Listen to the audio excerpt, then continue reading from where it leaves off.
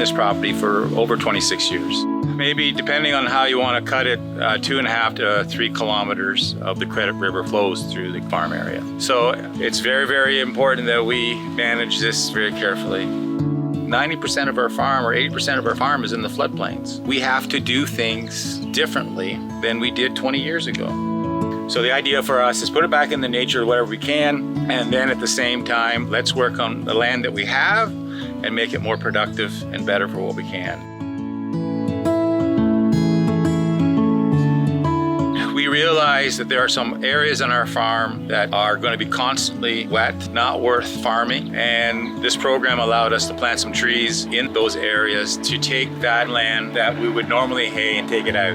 Now, people would say, well, that's not a very smart thing. You're going to cut your revenue. And well, that's just the opposite, because what it's made for us is that we're getting higher yields in our fields than we've ever had before.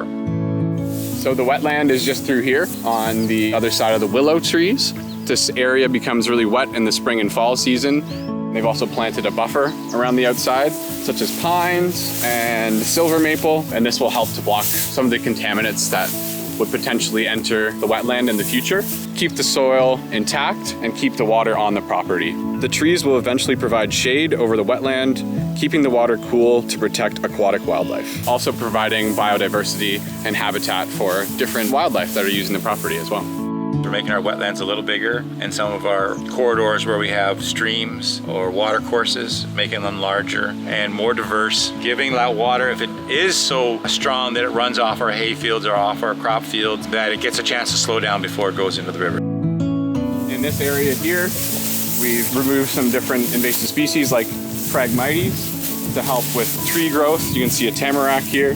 And at one point there was a lot more Phragmites in this area.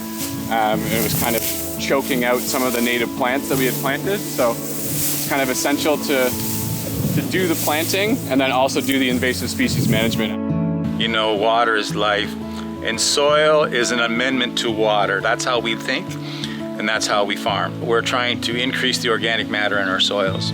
And if we increase the organic matter in our soils become more of a sponge. And they're able to absorb a lot of that excess water that some of our neighboring farms are struggling with.